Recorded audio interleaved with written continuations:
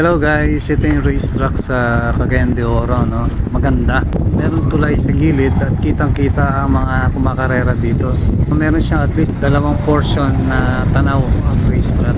So maganda sanang panoorin to kung may karera dito dahil kitang-kita yun. As for my ride, no, medyo may damage na ng konti yung racetrack. So iniiwasan ko yung mga potholes at saka yung mga malalalim. Since hindi naman talaga ako kumakarera, medyo tinatry out ko lang kung anong pakiramdam makasakay uli sa isang racetrack. At matagal na rin, no?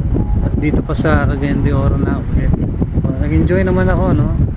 And medyo cautious ako dahil tinanggal ko yung bag, tinanggal ko yung box, at saka tinanggal ko yung salamin windshield para makaikot. So far, na-feel ko rin yung pagka-ride ko, no?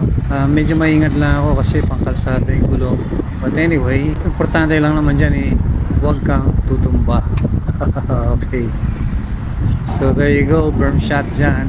Yung berm shot na yan, akala mo simple lang pero actually may pothole dyan. Putik.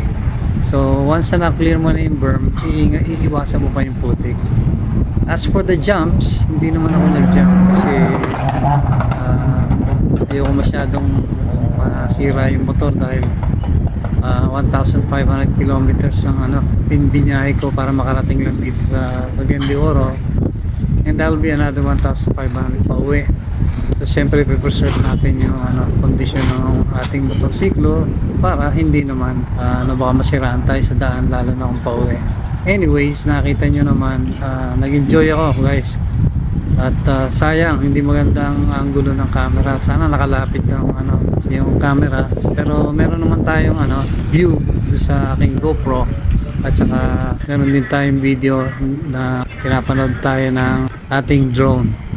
So guys, magandang experience to.